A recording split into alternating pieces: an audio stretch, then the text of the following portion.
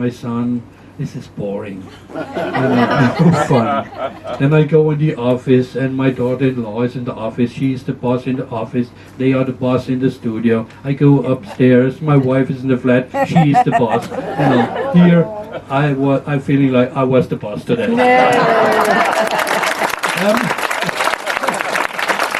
Okay, I show you my boss. It's printed here on my. I have this for every one of you. It's my address, my business card. Reminds you on the visit on Monday you had in my town, the castle. These pictures shows you all the glassblowers in my family with the names, and the facility of the Eugene Glass School where I teach also in Oregon, and not just for Chihuly. On that big furnace. So, ladies and gentlemen, feel free. I have all this here. If you like to have some stuff, ladies and gentlemen, please pack this for Steve. The man here from Buffalo works since 8 years in my studio. He works in a team. He's involved in the glassblower team on the furnace, and he's also the boss from the shipping department. If you'd like to have some shipped, not a big problem. Steve handled that for you. Glass, shipping, packing, insurance. All this is a little bit more expensive if you send a pillow or a wooden toy to the States. For glass, we need a special insurance. So we will operate shuttle buses from the center of town back to the ship. 11:30 a.m. the first one, 12 noon, 12:30 p.m., 5 p.m. And Mihai just told me a little typo. In the last one, I've tried to correct it on the ones that I just handed out. But if you have one where it says 2 p.m., by taking a cab for a few minutes. The address is right underneath, Bamberghaven, Anlegestelle 3. Anyway, you want to make your way back to the bus. Go to the Langestraße, which is really sort of the bottom of town. It runs sort of along the river. There's only an X on the ones I've handed out. If you picked one from the desk, there probably isn't. I usually like to mark it on mine. You see the STR. It runs from sort of left to right on the right hand side of the page. And then there is a sort of pink square that says Altenheim. That's where the bus parking is. There's a hotel on that corner with the name Messerschmitt. Might sound like a familiar name? Yes. That's on your bus, shuttle bus schedule from city center next to Messerschmitt Hotel. Also where you will find the Langestraße. When you walk down to the Langestraße, to the end of it, same way we will walk now, you'll come to the bus stop. It might sound a little confusing now or a little complicated, but actually isn't. It's not a very big town. It'll be easy to find, I promise.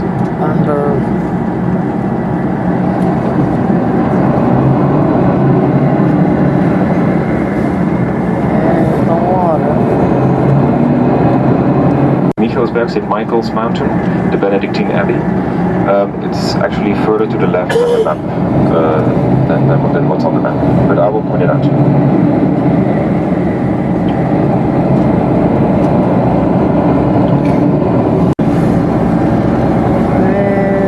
You did it, yes.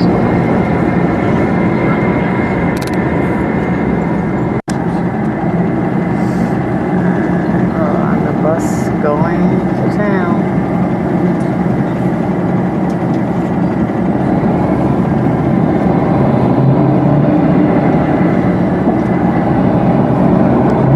The long street, which is the street to our right that we'll be walking into. So you walk out of the Langestraße, the bus is on your left. Hotel Messerschmitt. So whenever you feel like you want to wander off again in town,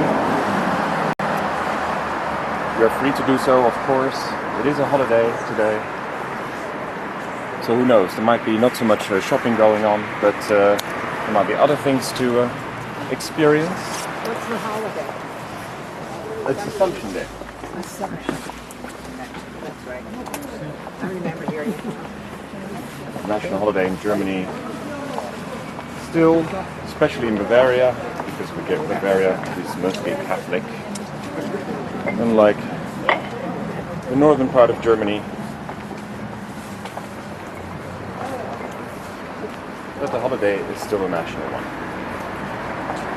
So Bamberg, we read yesterday, built on 7 hills. Like Rome.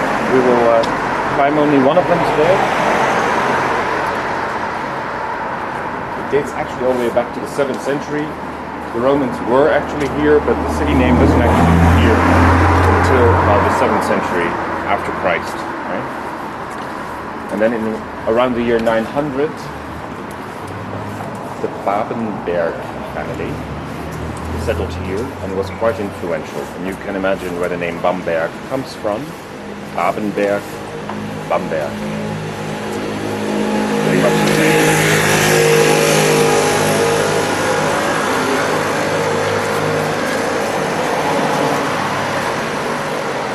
Normally this is a very lively street. You can see nothing's open. The smell of fresh rolls and pastries usually hangs in the air here. But today it's quiet, we have a fresh air. And the weather gods have promised me that it will warm up nicely. And actually it will warm up more and more over the next 4 or 5 days. Yes. Oops. Woo, Something somebody we got don't want to really know what it is. Is here on the street on the left of the pavement, so you might want to avoid that. So this is the Lange Straße. So remember the main shopping street? In effect, the hill that we're going to go up is on our left. We'll see it in a moment. And the market square will be soon on our right. But this really is sort of the lowest main street in town. So whichever way you come down out of the hills, you will end up on the Lange Straße and you make your way back to the bus, which is behind us.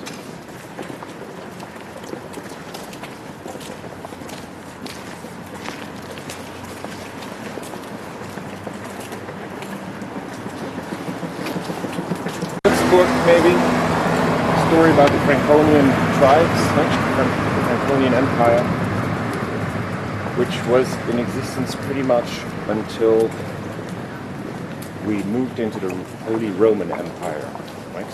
So around the year 1000, or in actually 995, King Henry II settled here. In about 1007, the bishopric of Bamberg was established by the king, and of course by the Pope. Now, endless families succeeded each other here, ruling, becoming bishops, becoming prince bishops, fighting, losing, winning, gaining, and the bishopric of Bamberg pretty much moved from one dynasty to another for hundreds of years. But in the beginning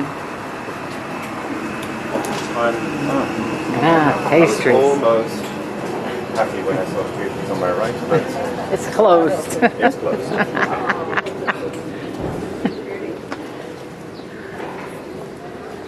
So in the beginning of that time, during the rule of Henry II, the imperial cathedral, which we will see on the hill, was also established. That goes on for hundreds of years. Lots of beer on our left. That's a beer. I have a suspicion that in true German tradition, it will start today religiously and ended around in beer. This goes on for hundreds of years, and by the 17th century we have the 30-Year War, which we've heard about before as well. And this halves the population to about 12,000.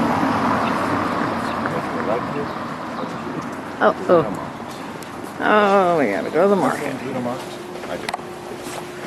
But what is a double cross on top of the church? There goes the bells. What is that symbolic of? Any idea? No. Okay.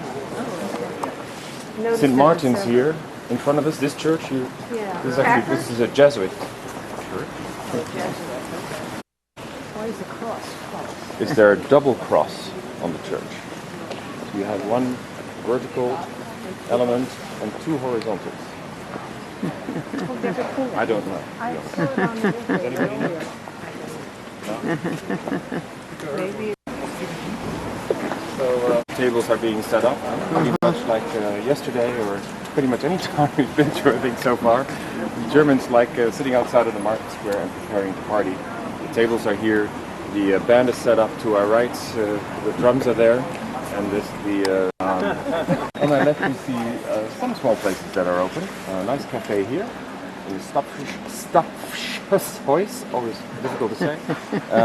And a cafe over there with some lovely pastries I see as well. So this is the market. Usually when we are here, this place is full with 100 stalls on both sides, full of restaurants and markets in the back. But we're actually going the opposite direction. I just wanted to show you where the green market, the Grüne Markt actually is. And the surrounding streets here also are mostly shopping streets. So still, maybe later. So 17th century, we have the 30-year war, right? Protestant Catholic wars, which destroyed pretty much everything, including Bamberg. Half the population dies. Back down to 12,000 after that. But then in the first half of the 18th century, more prince-bishops. We've heard of them before. And we're going to cross the street here, be careful. There's also a bike, 17th century, still here today. This time talking about against red. they want to cross on a red. Nothing, we have not the original lederhosen in the cross for these gentlemen. So, first half 18th century, the Prince Bishops Lothar Franz and Friedrich Karl von Schönborn arrive here. Yeah. Schönborn, we've heard in look. Remember the Schönborn family, the residents? Same family, took to your right. On the top, on the hill, Benedictine Abbey. Benedictine Abbey. Bamberg, commerce, trade, manufacturing. One more open cafe. But the principalities are diffused around 1802.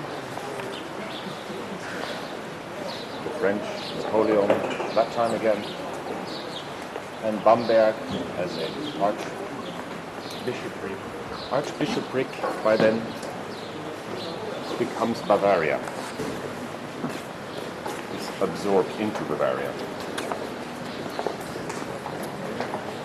So halfway to the 19th century, the canal is opened, the Ludwig-Donau Canal, and in 1844 the first railway. And in 1993, the whole city actually became, of course, the historical center became UNESCO World Heritage Site. One other interesting thing related to the Second World War, in 1926, there is the quite famous Bamberg Conference. Mr. Hitler was here. He was trying to establish the National Socialist Party in Germany, as we know. There were some factions within the country that were not very happy about the way he was doing this. One of those groups was actually here in Franconia. So this site was actually chosen because it's very close to the resistance within the National Socialist Party, but it was still in Bavaria, which was important to him. And therefore 1926 Bamberg Conference, right here. In the same. I know Mr. Hitler walked here. You know? Mr. Hitler walked here. What are we looking at? The town hall. This is at the town hall. 1460. 1460, the town hall The was story is built. that the bishop, of course, was not very happy with the town organizing itself and, gaining power, organizing themselves so they had more power against the bishop who lived up on the hill there.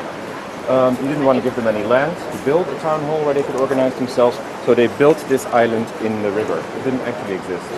It's a purpose-built island for the city hall. That's one story about the city hall and the island. The other one is that the citizens themselves simply wanted to show off about what they were capable of doing after they had become a very rich trading and manufacturing city. And this is a show-off case, island in the middle, look what we can do. The section to the left of this is actually from the 17th century, so-called Rotmeisterhäuschen. Exactly the same as it was in the 17th century, but you can see it's totally different style from the rest of it. Right? Now it's really cute to look on both sides. When you look upstream, which is on our left-hand side, on the port side, so all these buildings here to the left, there were mills where you grind grains into flour. And why do we do that here? Because you need the water to run the mill through the water so you can flour the grain. But not on the 15th century bridge.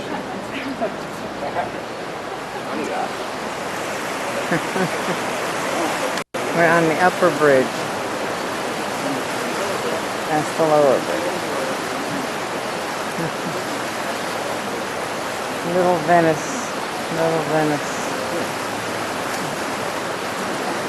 Fisherman's area. Little Venice.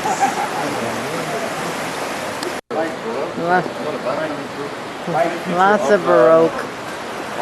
Baroque decoration and architecture is to be playful. It certainly happens here. For example, you can see a painting, a fresco down there on the right. With the leg coming out. The angel who's painting, and you see an actual leg sticking out of the wall. Baroque hee-hee-ha-ha moment. Typical Baroque hee-hee-ha-ha moment. You look into the river, you might wonder what those numbers are in the bars hanging down. Because the kayaking, canoeing, Wow. The river is pretty wild. And so the students often do Kayak and races, canoeing, that's and they pretty try neat. to steer their little boats through these numbers, and if you hit them all, Steer the boat you through the score. numbers. That's why they have China. Ancient China. Yeah? This is a commemoration of the city of Bamberg being recognized as a UNESCO World Heritage. Far away. There's some good pedestrian bridges. What are related, it gives you a really nice view of the old from the side. Now we're walking through it. If you just take a left here, or you go back and go there. Very good. Statue over there. We're going to have to come back and do this. So you have the shuttle bus schedule, and you can go back whenever you like. Oh, there's the Christmas store again. Huh, the It is worth Christmas turning store. around and looking at the city hall from this side as well. Turn around and look at the city wall from this side. It is beautiful.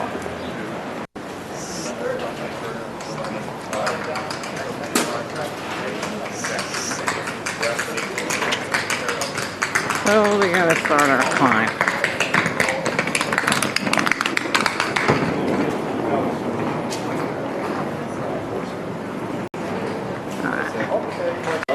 Many antique dealers. Many antique dealers. There goes the group.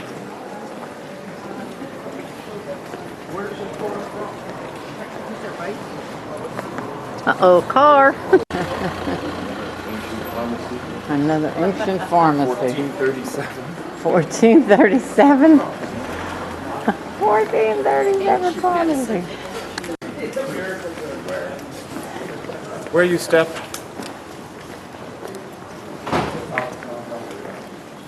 Starting our climb up. Alright. Get all you guys climbing the mountain. Going up the top of the mountain. Hey Barb, how you doing? I'm doing just great, Betty. Climbing the mountain. Get our morning walk in, that's for sure. Car! Come. Hey, they come up the steps. They came up the steps. They came up that way. So I wonder why they're tolling now. It's 1:45 in the hour. Maybe they do it every 15 minutes like some of them do. Oh, that'd drive me crazy every 15 minutes.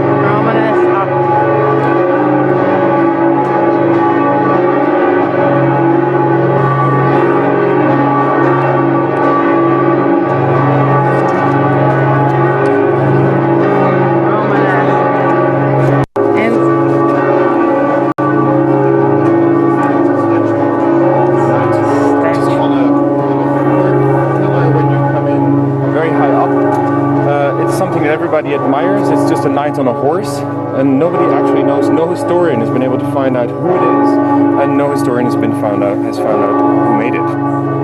I don't know if that's why it's famous, but that's the story. And it's any history book you read about this church, it says everybody's coming here to see that. It also has the tomb of Pope Clement II, which is only actually interesting because he's the only pope buried north of the Alps. Big deal, you might say. Okay. It's something that makes the place famous. What am I missing? You can go back over the things we couldn't hear. The huge thing I'm missing, of course. King Henry II, right, around the year 1000, actually founded this place. Is of course also buried here. King Henry II. But later on,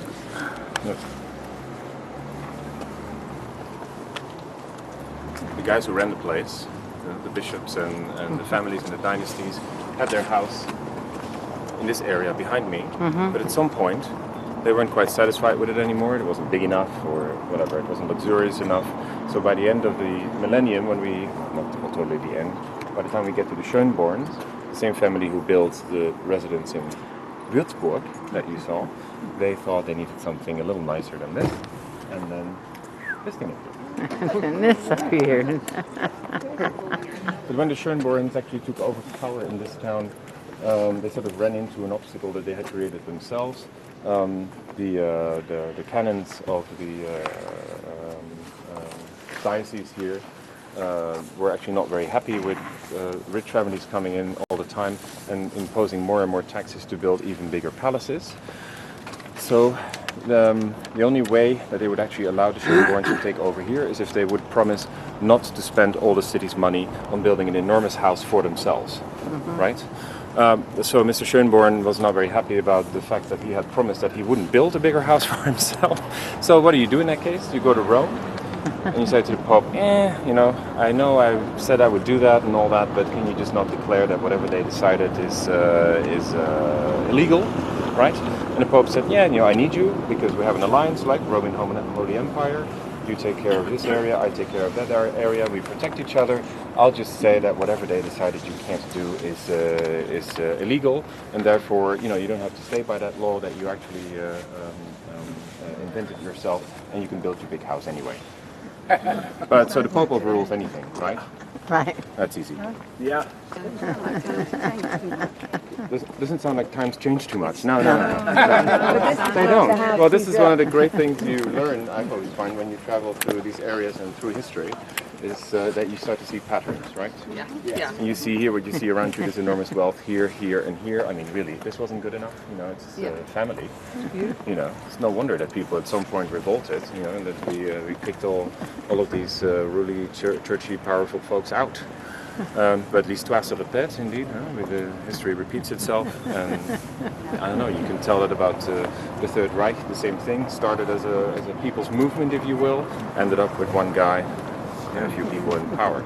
You can say the same thing maybe today. We have an elite in most countries in the West as well, where 1% holds basically 99% of the wealth and the power once again.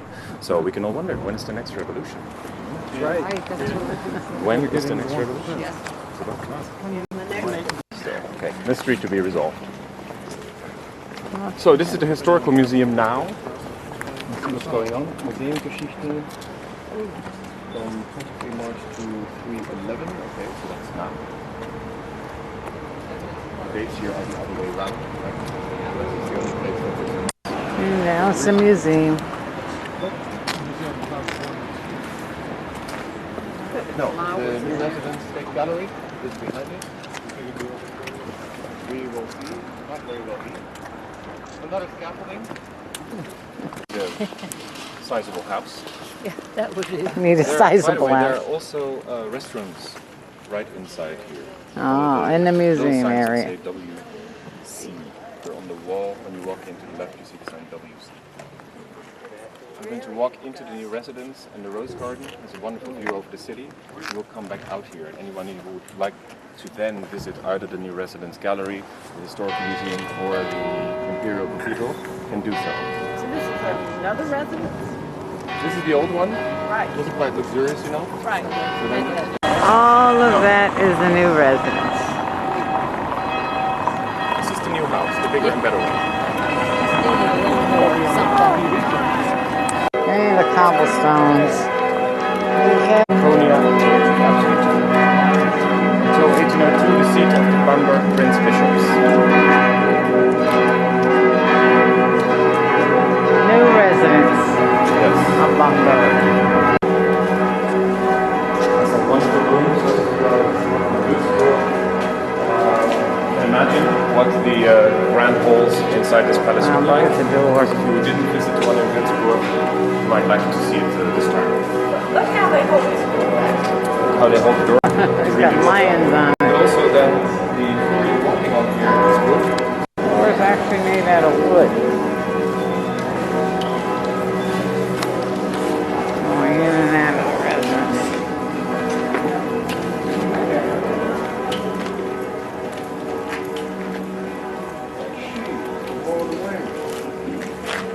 Wow. Rooms. I don't know what they did in all those rooms.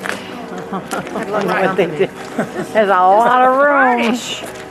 And once again, of course, lodgings and 1806, the Napoleon cathedrals to moved park in. the horses and his men. You know, he didn't have any interest in anything religious, so the churches usually were converted into spaces for his army. We used the space for his army and his horses, the church. And then we enter the rose garden. Okay, I'm behind him here.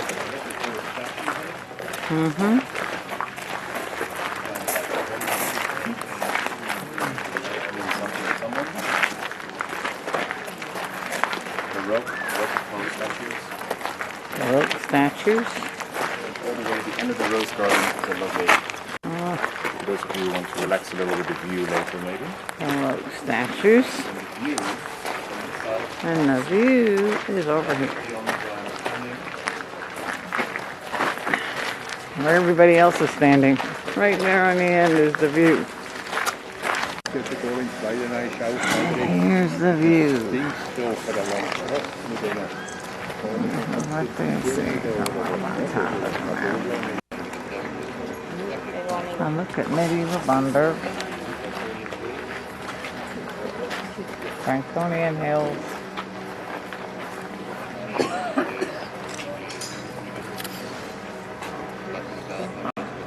Our ship is to the left. In the industrial area. But I can't see it. I'm zooming in and I don't see nothing. I see the industrial area. But I don't see the ship. And I think he's leaving me, so I better move out. You can see the Abbey from this corner. A Benedictine Abbey.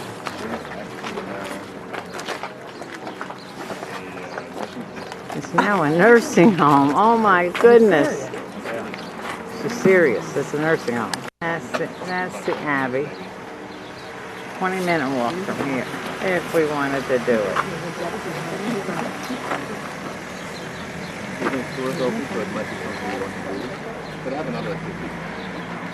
Beer.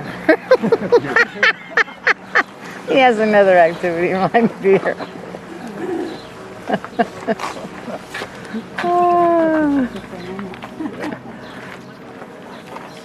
There's the Abbey up there. Oh, there's the Abbey. Everybody thought who lived down there. Sometimes it's really hard to fathom why people put up with it. Right. Then again, if we relate that to our own time that we were just discussing, you know, we put up with a lot of things too.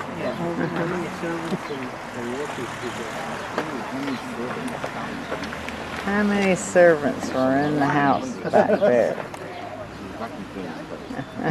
Hundreds of vacuum clean this place that we just went past. We're up here looking down on this city. So it's basically recorded for the Pope.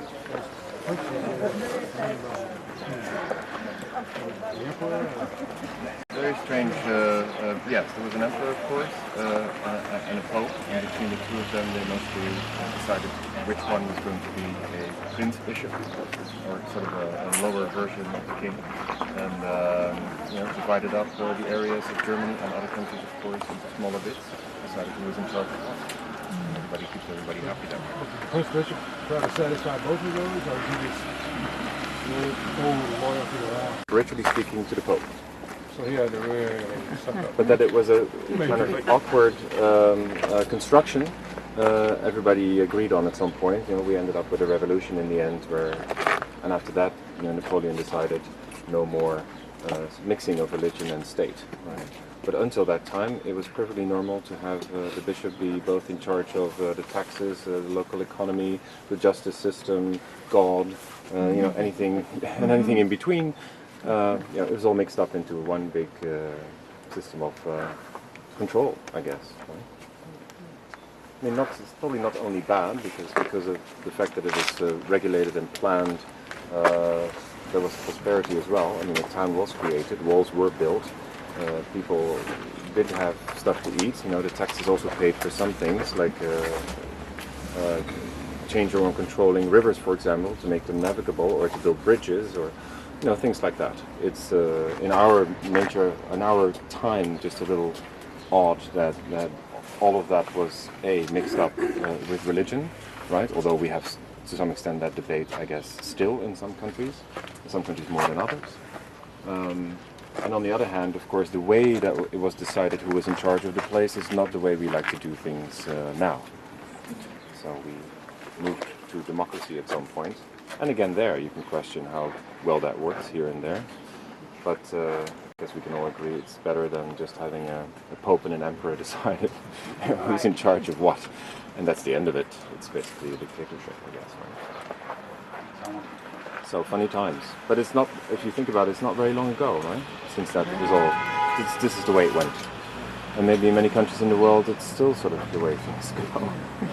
Right? Somebody's in charge and decide who does what. And decides him, or usually himself, what his powers are and are not. Well, Egypt, Cairo's in a mess right now. Egypt is in a complete mess right now. You've probably seen the news. Yes. Dina was quite upset. She's half Egyptian. There are lots of friends and family there. It's really a disaster that's after what happened 2 years ago is happening pretty much all over again. Yeah. So he has family there in Egypt? Dina? She does. Yes. She does? She Yeah. does. Wow. But it's always a good reminder to me when I see that on the news that it's what we're doing is still fragile. Even if we walk around now and we think, we talked about this, but it's the same European Union story, and the same goes for the US, right? We get very complacent sometimes. Oh, it's always been like this, we're fine, I have everything I want, I've got food, air conditioning, and healthcare and such. But it can tip. We think it'll never happen to us. We think it will never. You can be wrong. I think we should take care that we take care of it. Yes. No.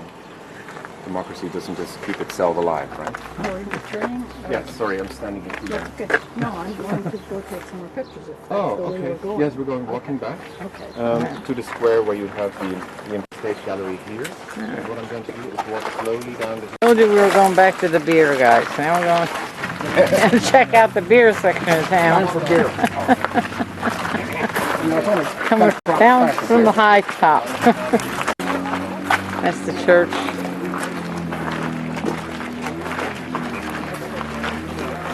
To your right when we walk out the gates. Out to the wooden gates, to the big doors, and then to the right. It's there. Yeah? In the gallery? The State Gallery, the Staatsgalerie, is right in the arch where we walk through. Yeah. And can you go? But I think the museum was open, so I think the gallery is also open. Let's stop in the archway and I'll ask.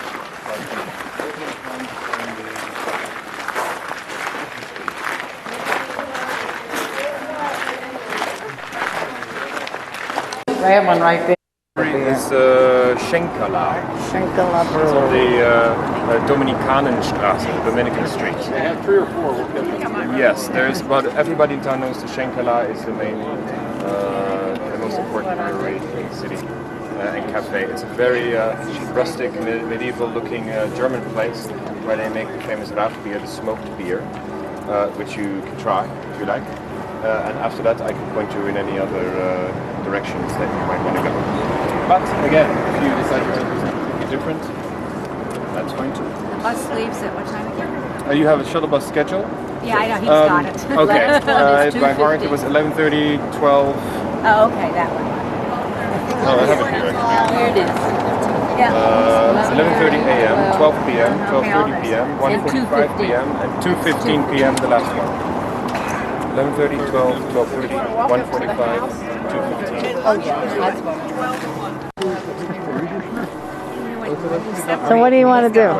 Down to the center of town. I'm going to show over the old bridge, show you where the old bridge is, show you where the main shopping street is, see the heart of the town. And then you can end up in this very cozy cafe where you can try a little bit of beer or something else, of course. There's usually actual Germans in there and people get chatty with each other. It's quite fun. And I'll stay there also to debate whatever it is you like to debate about Germany today. And simple. Huh?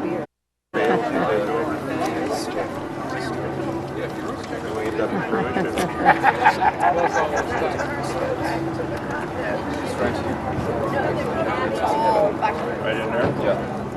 Okay. Basically, I can show you, if you want to walk up the Abbey now, come down later. Immediately to the left of the residence, there are stairs going down. You take those stairs down, you end up in a little T section, and on that corner pretty much in that street you find the Schenkala.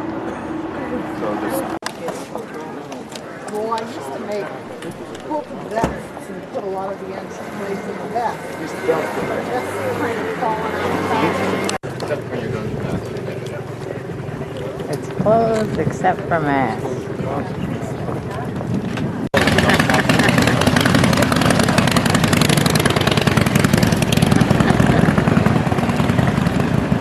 Lie to get into church, maybe. And lie to get into church? Who said that? He's playing a liar's clutch game right now. You could have the honest intention of going to mass and then Change your mind. change your mind once you're inside. Right. This area. And we're going down to the beer section for the beers. 40 or 50 yards from here and go left down the other ramp and you end up in the same place. You can choose street and ramp down or the stairs down. Place to get you's coming down the stairs. Hey, I can get you's all coming down the stairs. There they all come. Hi guys, you having a good day? Good, great day. Enjoying our tour? A Bamberg? Yay! Wunderbar. If my knees hold out going down these steps, I'll be fine. Hey, we're making it down those steps pretty easy. Another beer for everybody. Okay. We got us all. There comes the end of the line. To some Dutch entrepreneur a few years ago, but it didn't work and its shop is completely gone now. Unfortunately. Yes. Now you see lovely places to eat if you're trying to stay in town. Lots of French Cunian specialties here. On the wall they're advertised. One of the real classics, which you can also try in a little cafe I'm going to, is the Bamberger Zwiebel. You see it here, they announced it as a classic. Bamberger. It's actually an onion stuffed with pork, which is really good, and it goes very nicely with a smoked beer. The other thing that's a French is a pig shoulder. Pig show. Yes. Schäufele, they call it. Schäufele comes from shoulder. And it's actually a big shoulder, which is actually is roasted and really nice and juicy. It's also really big, so whenever anybody tries that, I always say share it. Take one for two, for example, or three, because it's quite a lot. Is it with salad? The famous story about the smoked beer is actually quite simple. We, of course, have ancient tradition here. But in this particular case, the guy who was making the beer and drying the hops and barley fell asleep. and the hops and barley actually caught fire. The smoke from that, of course, was intense, and he decided that since he didn't want to be accused of having wasted all his hops and barleys, which were very expensive at the time, he would just make the beer anyway with the stuff he had just burned. And so this smoky hops and barley went into the water and therefore created the taste of a smoked beer, which is what they still serve today. So they just started burning all the hops and barley after that. I thought, hey, this tastes funny or interesting. You can let me know if you think it's any good or not. This place here, been serving this since the 17th century. It's a perfect location. You go inside, there are big wooden tables, you can sit anywhere you like. You order the house beer, you pretty much get lots of good rolls at the same time.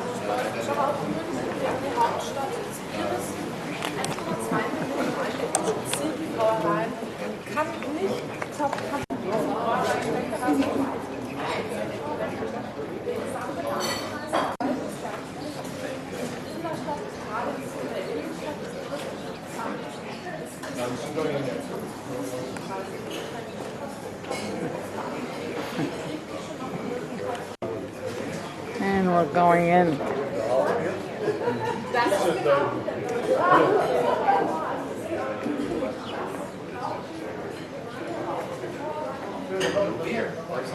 Oh, we're going to have a beer.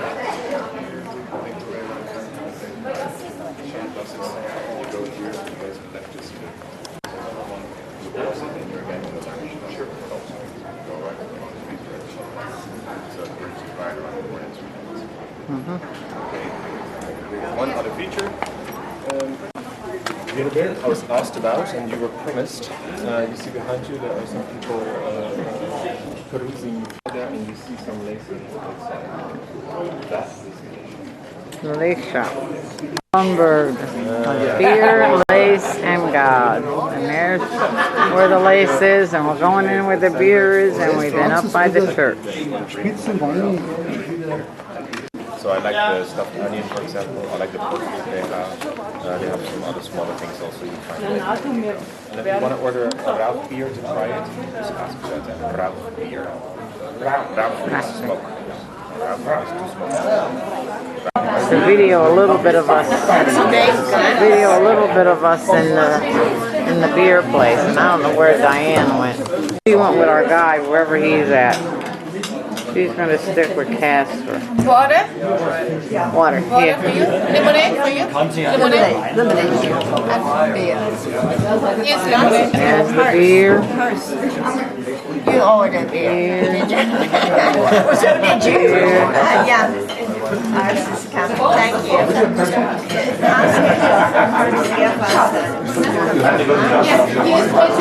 Cheers. Smoky beer. That's in the beer around. Of course. No, that's fine. That's fine. You know how much it is for the beer? Nobody knows. I don't like beer, so. And it's strong beer. It's very hoppy. Very hoppy. I could try. Our beer is not nowhere near as strong as theirs. It's a smoky and hoppy. Strong beer. Then I can chase it with this and get rid of the taste. Should have went with Barb, you guys. Because it wasn't much farther. But I videoed it for you. This Abbey isn't too far. If I see it's too far, I'm turning around and go back.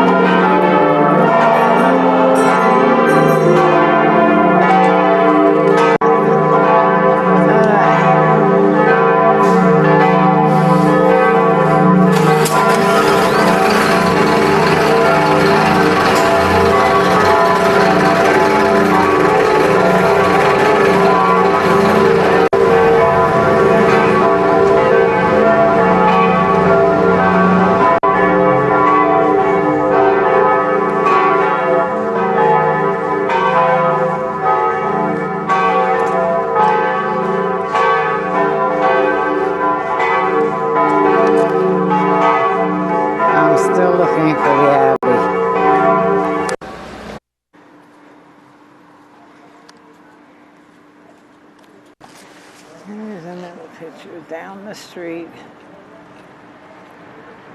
There are Americans around. The Americans are German, and we're looking for the Abbey.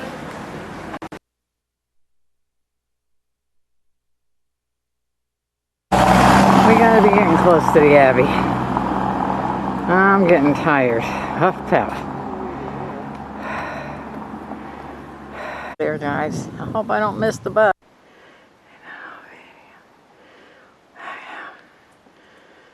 Come on.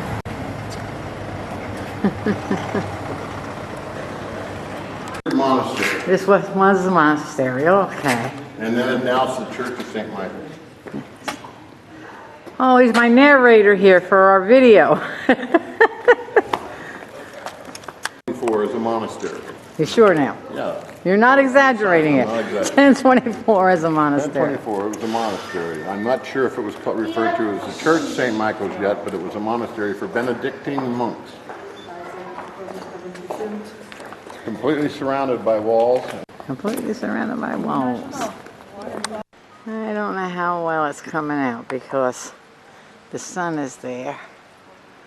But I finally made it to the monastery.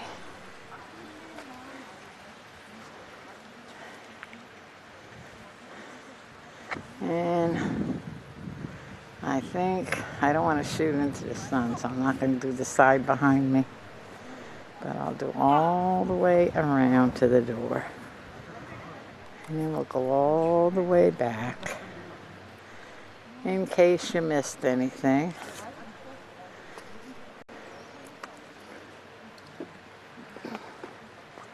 I'm getting myself dizzy, so I'm probably getting you dizzy.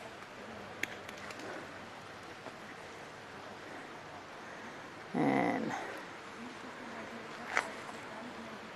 there's the main entrance.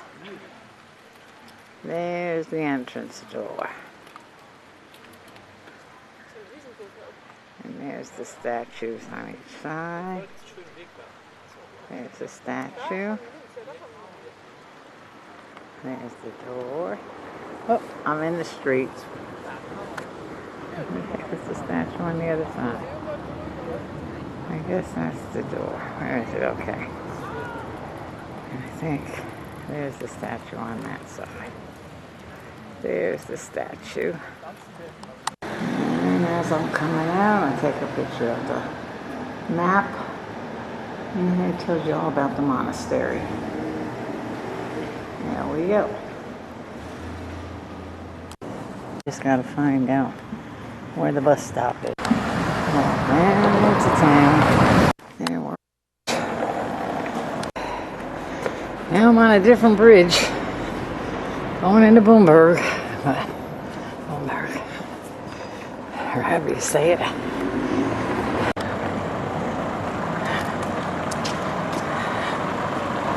Every time I think I'm back in the town, I'm not. Hopefully this time I'm back in the town. But boy, I've seen a lot of this little town. Been all over it. Can't find anybody speaking English. Hey, I'm coming back on this side, which is different. I went out the other way and I'm coming back this side. See what time it is. But I'm back where we started from. Backing up here. That's the way we came in. And I wish I'd see somebody because then I'd stop and have an ice cream with them. And this is the way we came in this morning. Now this is the way I'm going. Alright, let me zoom in. Excuse me. The bridge on this side. And I think the other side is where those racing things are. We'll go find out. Yep, that's where all the racing things are. I got a couple more pictures here. Here's where that fountain is. We went by real fast this morning, so let me get a couple of pictures. The fountain was a lot higher this morning. It's lower tonight. I don't know why. It's lower. But there's the fountain. I'm going to walk down this side of the street. We came up that side. I'm going to go back the other. This side of the street looks a lot better than the other side. I'm going this side. Alright, I'm coming down off the littler bridge. And there's the statue. And here's the view from here. And there's a nice little blue house here. Let me take a couple. I am coming into town down farther, so I gotta go back up to Main Street. And here's the bridge where the races are. Looking the other way. There's the statue. Up close. And here's all that. I don't know. I'm in the way of it. This is off the little bridge. We must have a sightseeing boat. We should have seen if we could get on that. And I wonder what the bell means. I don't know what that's supposed to mean, or did it get bombed during the war and she lost her head, or he lost his head. I better start heading back. I don't want to miss the bus.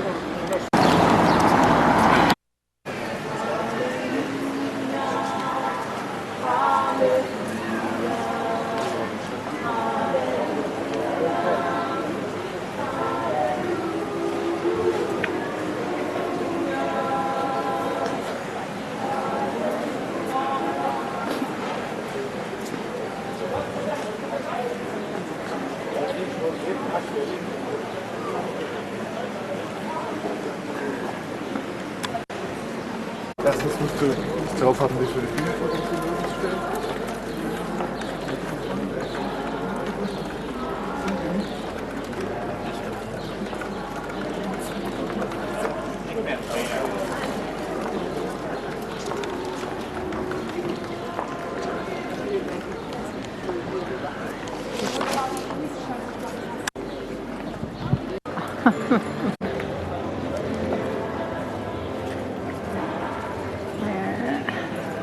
And I got a gotta go catch the bus.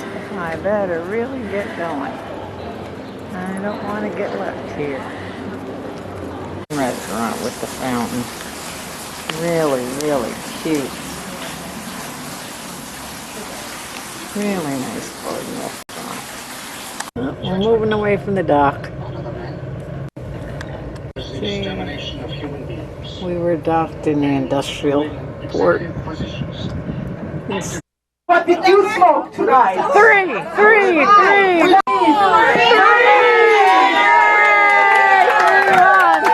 Number 3. Now number 2 on the Pisana horse. One loser. Come back on the track. Number 2. And yes, number 2 is being doped now by our bookie. He's going to get a Jägermeister. Let him hear it, ladies and gentlemen. Shot. Now number 2, you got your injection. Oh, ladies and gentlemen, I kind of didn't see that. But horse. But horse number 3 won already. A line for betting. Best Bookies thing is is you open. bet on I got mine already. You don't want a chance. Uh-oh. stage bookies and show us how to drink a shot. Bottoms up. Now, ladies and gentlemen, motivate the bookies. Shot. Okay, let's see how they will handle that. Whoa! Bookie Mike can't get enough. Bookie Anki Banki looks kind of. Hey, Tom! And the Jamaican horse, huh? Looks very promising this round. Here we have our musical horse. And of course, the winner of last race, number 2. Oh my God, they're all mixed up now just to confuse us here. Which phone number is that? Okay, now, ladies and gentlemen, are we ready for the second round? Yeah? And throw the die and tell us what do you want, what do you need, what do you want?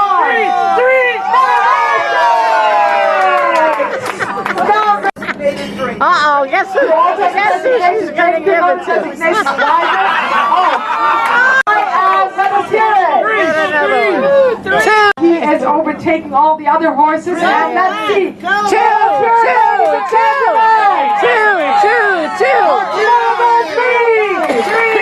Three.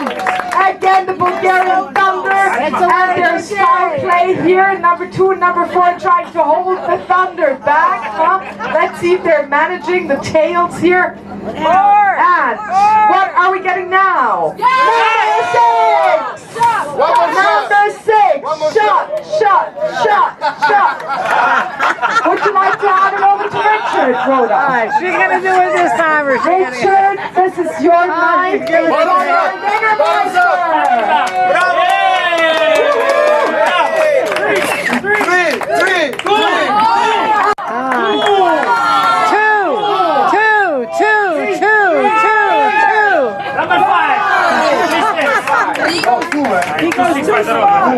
Okay, number 2. Oh, number 5. Number 5, the Texan punch came one step on the same level. But let's see what we're getting now. And throw the die. What do you want? What do you need? Number 4. Our hot-blooded Jamaican horse is coming one step forward. Come on, And let's see what we're going to get now, ma'am. Throw the right thing. Do that right thing. Number 4. Uh-oh, what happened to 2? And now, ladies, we have the odds. Oh my And now God. let's see what our fierce bookies have to say about the odds. So, ladies and gentlemen,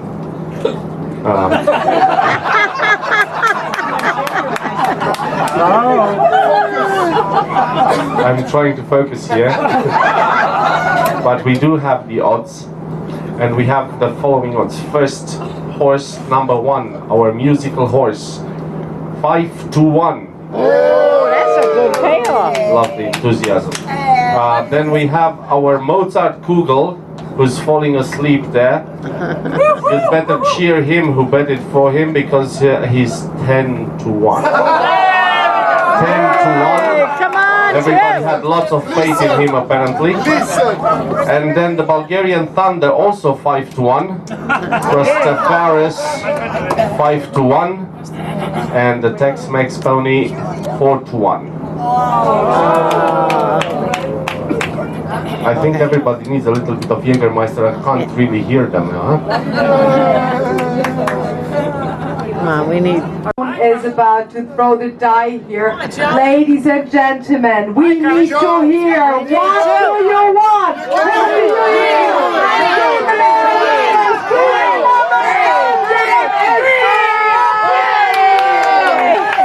And number 3, the Bulgarian Thunder. Die is coming to roll right now. Okay. What do you want? What do you need? Two.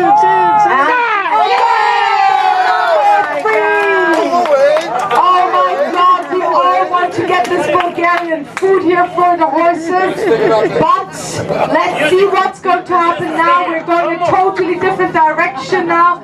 Let's see who is going to throw the die now. And ladies and gentlemen, once again, scream for your horse. Motivate your horse. 3. Number 6 for Mr. Germany, and that means Jägermeister. And ladies and gentlemen, shot. Woohoo!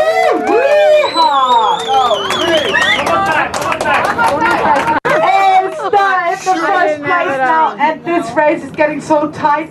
Number 2 gave up already. He's sitting in the and number 3 is singing already. Doing a tap Number dance, 2 hasn't gone at all. Wiggling in general, and number 3 and number 5 are on the same level now. Only 2 more steps, and one of those horses can win the race. Now tell us, what do you want? 2. Number 5. You're our Texan pony. I knew she would make it all along, huh? But now, ladies and gentlemen, one more step for number 5 and she won the race. If you don't want that to happen, scream for your horse! 3!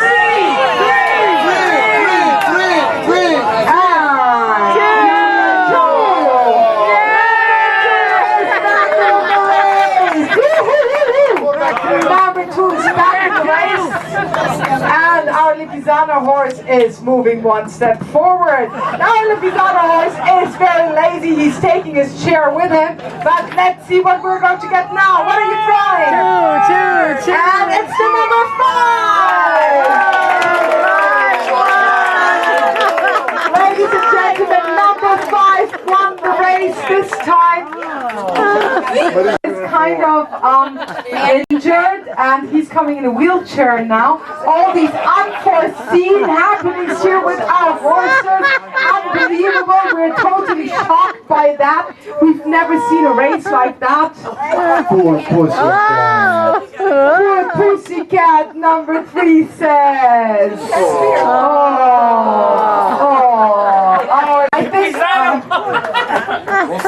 I think our Lipizzaner horse just had a beard, one beard too many, and here he comes again out of the wheelchair with his beer glass, which he gives to number 1.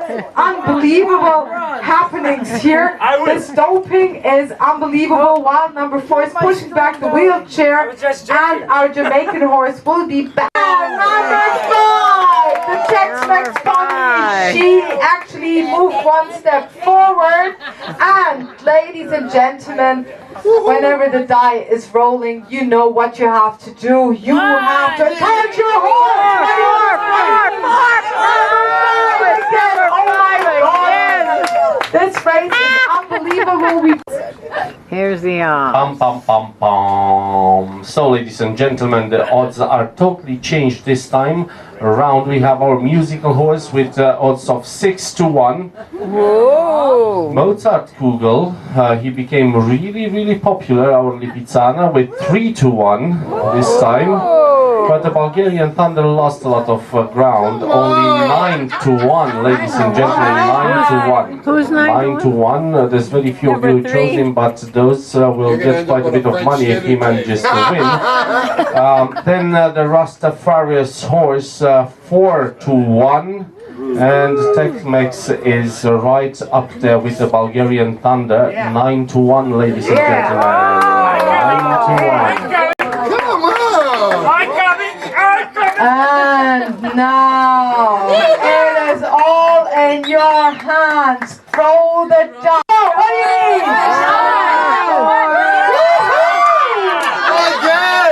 And another number 6. And that means shot.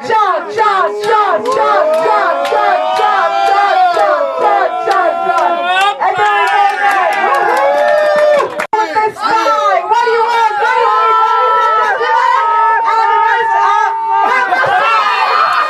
Is open for bids the last shot of Jägermeister on this ship, ladies and gentlemen. Never ever happened again. So from now on, don't throw sixes anymore because you won't get Jägermeister anymore. So we just drained it out. So let's really encourage the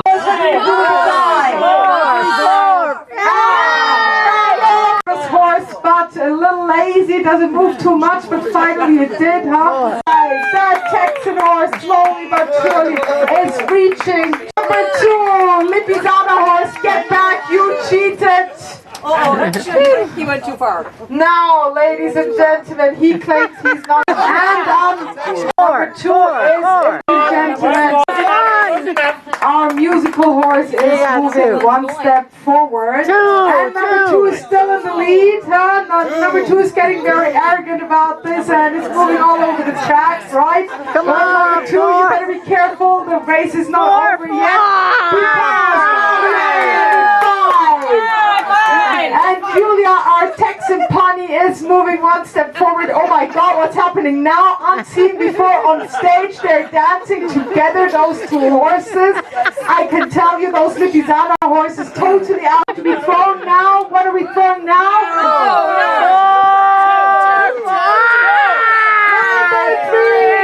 Number 3 is moving forward one step. Number 3 feels revived again.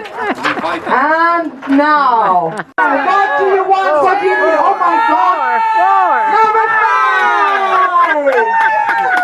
Number 5 is in the lead. Only one more step for number 5. And for the short legs, number 5 is. Number 2. And the Jamaican horse is complaining now. She says it's fixed, huh? Well, maybe it's your laziness. And number 2. Oh my God. Scream for your horse, ladies and gentlemen! Or we get number 5! Oh my God, unbelievable! Unbelievable! Number 5 has won again. And ladies and gentlemen, if you bet on number 5, oh my God, what's happening now? The horse number 5 is being kidnapped by horse number 2. What would have been the Congress Hall, and then over to the Zeppelin Field, where we'll get out of the bus and I'll go into a little more detail about the Nazi Party rallies that took place here between 33 and 38, show you some pictures. From there we'll drive across town. That's where you'll get your dose of Middle Ages, on our way over to the Justice Palace. Justice Palace is where the International Military Tribunal took place, or what is better known as the Nuremberg Trials. We will get out of the bus again there, go up into room 600. That's where the trial took place. All 4 busloads of folks will pile into there. I will get up, make a presentation, go into a little more detail about the Nuremberg trials, and then back into the bus and over to the old city, where we'll get out, take you over to the beautiful fountain and cut you loose. Lunch today on the ship is at 12:30. So for those of you who want to return for lunch, it's 12:30. We will all meet up at the beautiful fountain at noon. That's the drop dead time that everybody has to remember, noon at the beautiful fountain. At noon, there's a Glockenspiel there in the Frauenkirche, or the Our Lady's Church. It takes about 5 minutes. After that, we'll head back to the bus and lunchtime. Please feel free to ask all the easy questions you like today. All right, that one flew right by you guys. They don't serve very strong coffee on this ship or what? No? Okay, all right, I can tell. All right. Do I live here? Yes, I do. I live about 10 miles northeast of Nuremberg in a little town called Lauf. Yes, all right. And why? Okay, I can cover that. But before I do, I want to introduce the captain of our ship, Peter. He'll be responsible for getting us to and from the city safely today. Yeah, Peter. Hello, Peter. Hi, Peter. And originally back in 1976, when I was 18 in the Army, used to be a lot of U.S. Army based in and around. I was an operating room technician. For those of you who don't know what that is the guy that stands opposite the surgeon in the operating room and passes instruments and holds retractors and things. Kind of scary when you think about it, because at least in California where I'm from Ontario, California, you have to be a registered nurse. So that means you got to have 4 or 5 years of university under your belt before they cut you loose. Whereas the U.S. Army takes an 18-year-old kid, trains him for 9 months, and cuts him loose. So you can understand why every night before I went to bed, as long as I was in the Army, I prayed to God that I didn't need an operation as long as I was in the Army. Germany, built in 1911. One end's about 24 feet higher than the other end, so when they want to move boxcars around, all the engine has to do is give it a little tap and let gravity take it from there. Now, because of this marshalling yard, and due to the fact that the southwest corner of Nuremberg, where we are right now, has historically been where the bulk of the industry has been located. Even today still, we've got Siemens out here, MAN. During the war there was Diehl and several other weapons manufacturers located out here. This corner of the city during the war got a lot of attention from the Americans and the Brits.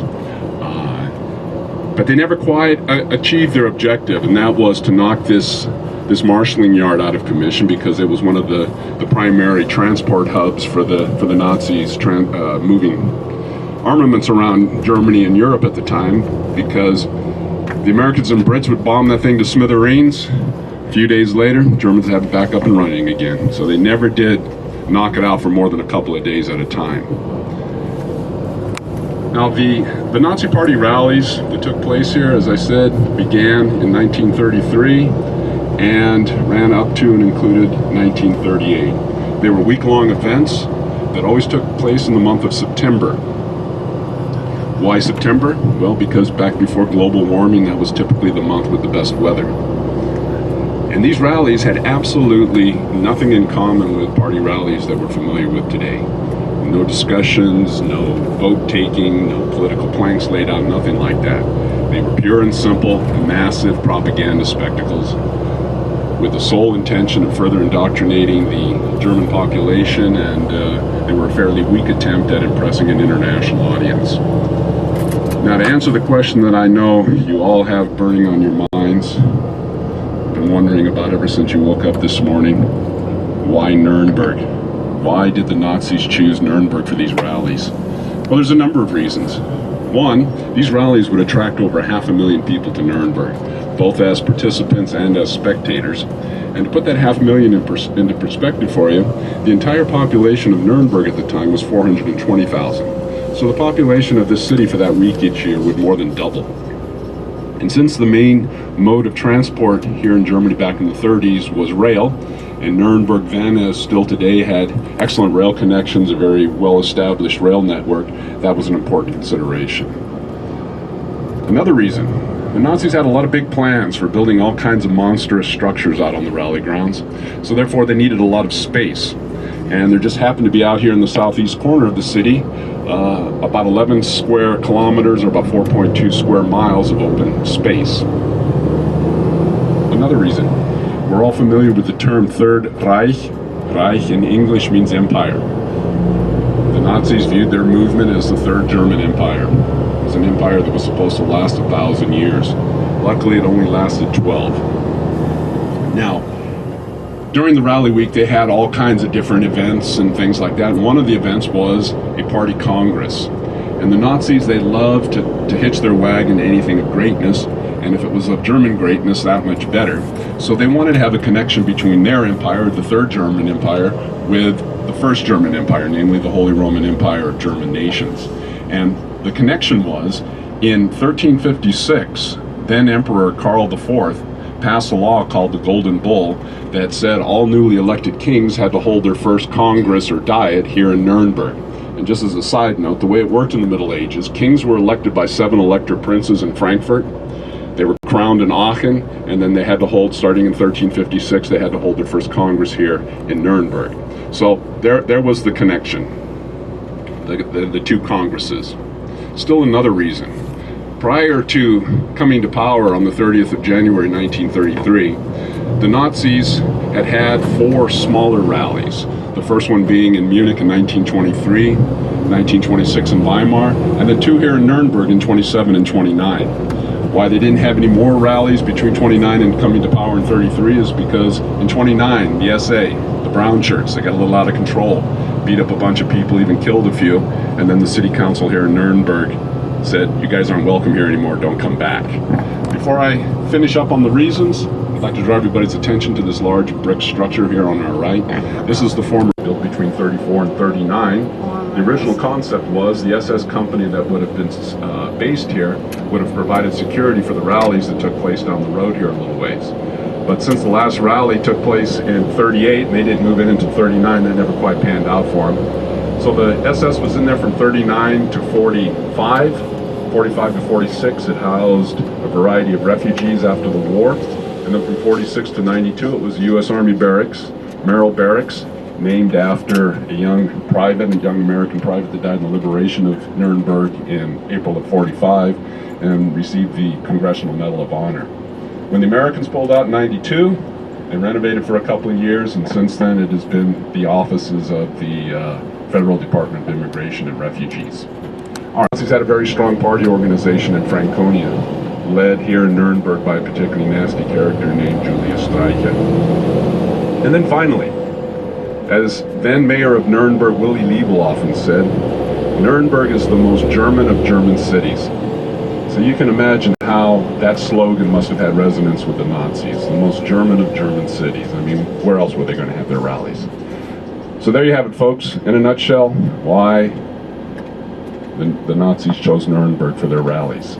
Nice conclusion, but there was no other way of doing it. So as we go through this intersection, I'd like it to draw everybody's attention to the right. So if everybody would look to the right. And while we're waiting, dun, dun, dun, dun, dun, dun, dun. Now everybody's glad that coffee was kind of weak this morning. Dun, dun, dun, dun, dun, dun. Eyes right. Dun, dun, Eyes right. Dun, dun, dun, dun, dun. The big chair. That's right, folks. The world's largest red chair. Yeah, you are all things. One, it's about 1.5 times larger than the Colosseum in Rome, and 2, whereas the Colosseum in Rome is an oval-shaped structure. As we see here, was the exact date that the war started. September 1st. Very good. The Germans marched into Poland, thus starting the Second World War. It's about 140 feet high as it stands right now. The sun gets right in your eye. Third story on it with a flat roof, bringing it up to about 210 feet high. You'll also notice that it has a granite facade, is monstrous and extremely ugly. All of that is also not a coincidence. Granite facade. All Nazi architecture had granite facades because granite is the hardest, most durable stone on earth. And that's how the Nazis viewed themselves, as very hard and very durable. It's monstrous and ugly, also for a reason, because in Nazi ideology, the individual had no value. The individual was only valuable as part of the group, as part of the German nation, as part of the Nazi party.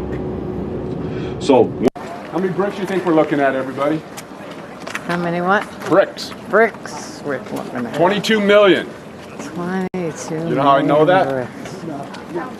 That's what everybody always says. Counted them all, right? No, no. The Nazis were meticulous record keepers.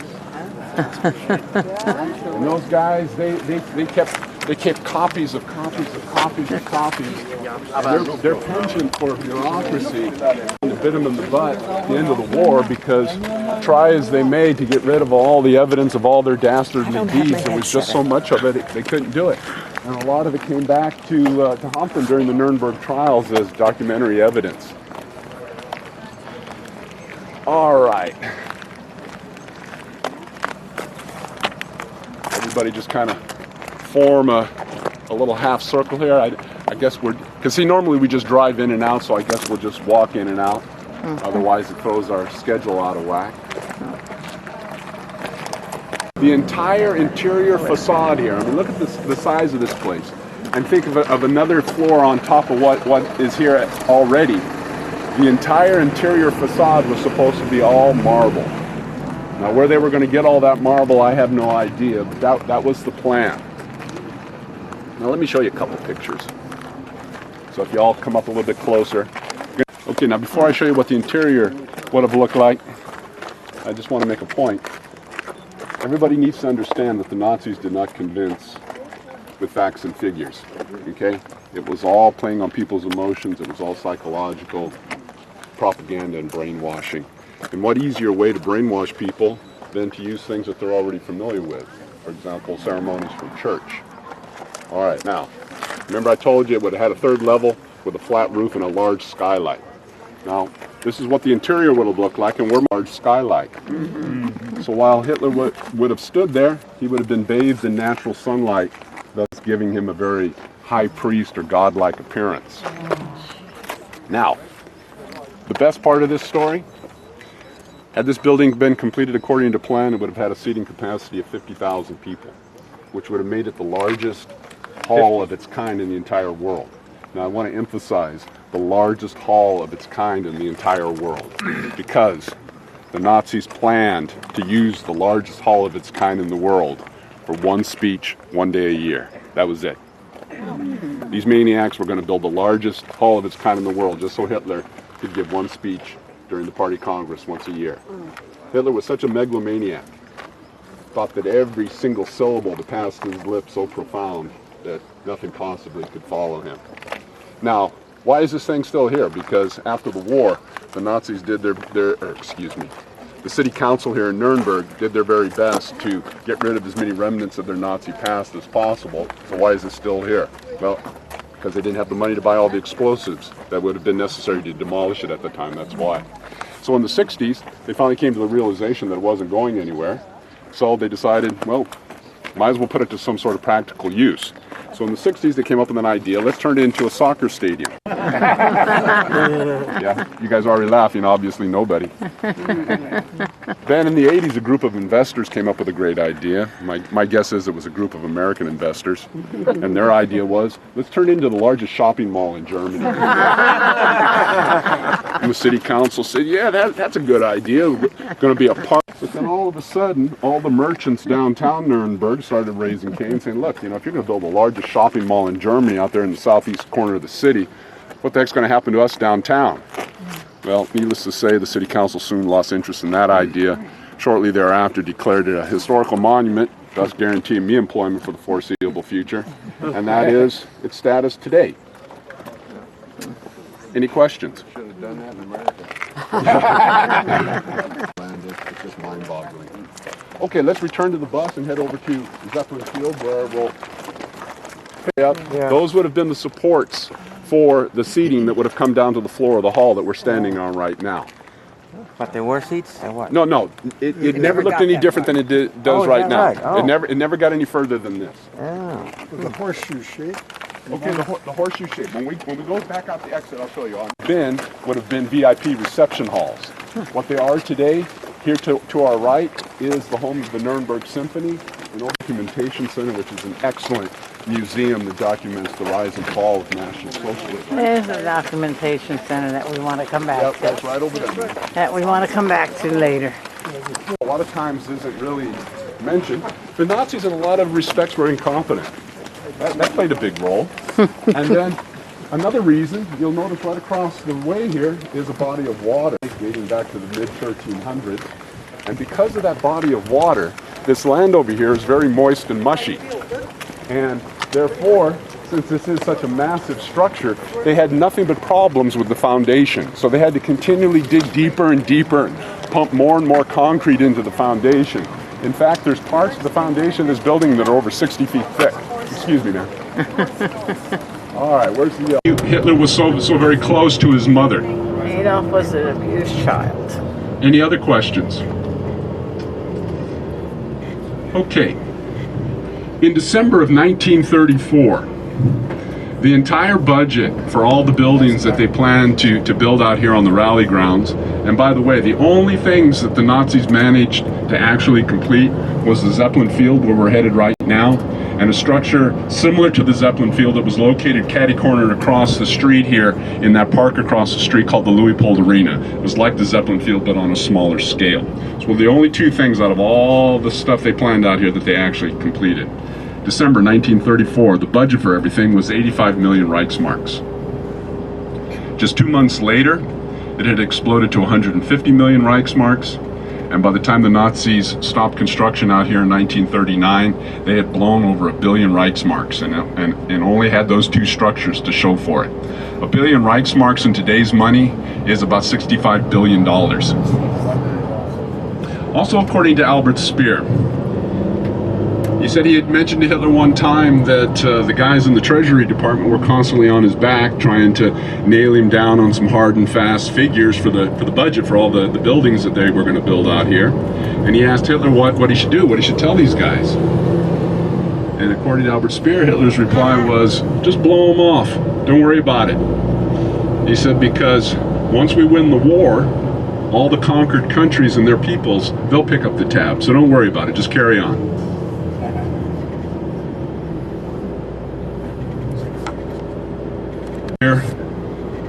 Each year they had a motto or a slogan. Like the first rally in 1933, it was the Rally of Victory, because that was the year that the Nazis came to power. They came to power on the 30th of January 1933. And they had a rally planned for 1939, but it was canceled at the last minute because the war started. But had that rally taken place, you'll never guess what the motto would have been. It was going to be called the Rally of Peace. How Orwellian is that? Now this lake over here, as I said, is a man-made lake dating back. They made this lake back in the Middle Ages to provide water power for mills and factories that were located along its banks. Also to grow carp. That's right, Germans eat carp. But it's not like carp in the States. It's not those long, skinny, bony fish. They're big, fat, bony fish. And the Nürnbergers, being the clever folks that they are, in the fall, when it's time to harvest the carp, they don't get in there with nets like it's typically done. They just drain that lake and get in there and shovel all the fish out. Wow. Much more efficient. The bus here in just a couple seconds is where the Americans blew that big golden swastika up after they liberated Nuremberg. We've all seen it, I know, a million times in a half a zillion different documentaries and movies and stuff. If you see this, look at this structure up ahead and to our left. That's where that swastika was located, right on top of there. Oh, there it is. Up ahead. Now here's your next quiz question. The Americans liberated Nuremberg between the 16th and 19th of April 1945. Didn't make it official until the 20th. Why? Nope. 20th of April 1945. That was Hitler's 58th birthday. Yeah. Yeah. And the Americans wanted to give him a little birthday present. 10 days later, he was dead. 8 days after that, the 8th of May 1945, the war was over. The Germans had capitulated. Okay, everybody, let's get out of the bus one more. Okay, once we gather again, I'll give you one last chance, and then I'll give you my hint. And I've got to tell you, my hint never fails. Excuse me? What are those? He's asking what those are, right? Luxury apartments. Luxury apartments? Consider the Zeppelin down. To tie the Zeppelin down? No. Excuse me? Soccer stadium, presentation stadium. This is Zeppelin Field, the soccer stadium. When we get over here, you'll see over there in the distance, that is where the Hitler Youth had their day during the rally week each year. That structure was not built by the Nazis. It was already there when they turned this into Zeppelin Field. It was built in 1928. All right, let's just get over here so we can get a view, and I don't disturb my colleagues with my soft little voice. Okay, good. So just stand next to me and you won't have any problems. Right, that's what I'm trying to do.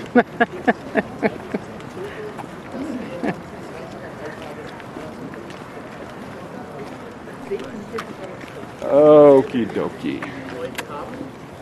Then let's do it right here, everybody. Semicircle, tight semicircle in front. Got some more pictures to show you. Okay. Okay, got field on 3 sides. 34. What were they? Jail. You're all wrong. Now this is where I get to have a little fun. This is my hint, and this never fails. And the hint is, if anyone guesses it right, it's usually a woman. Toilets? Works every time. Every single time that works. That's exactly what they were. They were toilets. And you'll notice here on this one closest to us, these metal brackets on the top, there's each one of those things, and they had, and I'll show you a picture in a minute, 40-foot flagpoles with big swastika banners blowing in the wind. So those were real appropriate places for those flagpoles. Now, the seating here had seating for 70,000 people. The field, you could cram up to about 250,000 participants in the field. Over here on the VIP rostrum, there was seating for another 15,000. Even though all of those were toilets, they were totally inadequate to handle all these people, so the bushes and trees around here got a lot of action during the rallies. All right, this is Zeppelin Field. Talk to us about Ronnie, the photographer. Leni Riefenstahl? That's it. Leni Riefenstahl, that was Hitler's favorite filmmaker, favorite director. She's the gal who made the very, very powerful and successful propaganda film, Triumph of the Will. That was Leni Riefenstahl. And until her death, she never admitted that any of those films were propaganda. They were pure art, as far as she was concerned. And there was nothing edited. Nothing edited, of course not. Yeah, and they weren't done in such a way as to make Hitler always look like this big, powerful, omnipotent God. And there was an endless army and an uncountable amount of tanks. Yep. And she employed different techniques that were fairly new at the time, and that's one thing about the Nazis. They were really, really very, very good at using the media of the day, film, radio, everything that was available at that time. They made perfect use of. All right, this is called Zeppelin Field. Why? Well, in 1909. Graf Zeppelin landed his Zeppelin in the field over there. Oh, and wow. Sandburgers have called this Zeppelin Field. Zeppelin. And as I said before, the Nazis, they loved to tie their wagon to anything of greatness, and if it was of German greatness, that much better. And old Graf Zeppelin, he was as German as they get, so the Nazis never changed the name. Now, between 46 and 92, when the Americans were here, they had administration of this area and renamed it Soldiers Field. But after they pulled out in 92, it reverted back to the city of Nuremberg and reverted back to its original name, Zeppelin Field. Now, the Zeppelin Field was finally finished in 1937, and this was designed and built by Albert Speer. And it would have probably taken longer than 1937, except that Hitler was constantly on Albert Speer's back to get this thing rolling. And this is one of the main reasons why, is because prior to 1937, the VIP rostrum behind me, this is what it looked like. It was just a tacky wood bleacher with a tacky imperial wood eagle. Really didn't portray the image the Nazis had of themselves, and certainly not the image that they wanted to portray to the rest of the world. So that had to go. All right, now this next picture is a picture of the VIP rostrum over there, the way it looked in 1937. You'll notice in the picture, it doesn't look quite the way it looks today. The column hall at the top is no longer there, and these end abutments were about twice as high as they are today, and they had huge brass bowls on top of them. And if you look in the center of the picture, on top of the golden hall over there, you'll see that swastika that the Americans blew up in April of '45. Now, the brass bowl there on that end abutment, you don't really get a feel from this picture of how big it was, but I'll do that with the next picture. But it was huge. It was one on each end, and they had huge wood fires burning in those brass bowls at night. All right, everybody saw it? All right, so here's one of those brass bowls that they turned into a kiddie pool after the war. So that's how huge those things were. So you can imagine the size of the flames and the fire that was burning in there. Wow.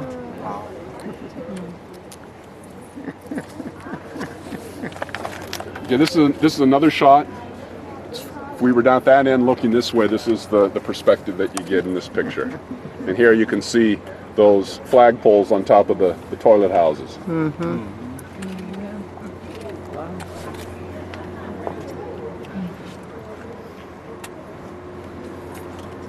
Hate to bother you, but could you go back to that picture with the great Nazi flag and in the center? It's about 3 back. This one? That's the one. Can we get pictures later? That's the old pre-1937 VIP roster. Okay. We like pictures too. Now, as I said, during the rally week, and before I continue, I just want to make something clear. Some of you might not realize this. Attendance at these rallies was completely voluntary. In fact, people paid admission to attend these rallies.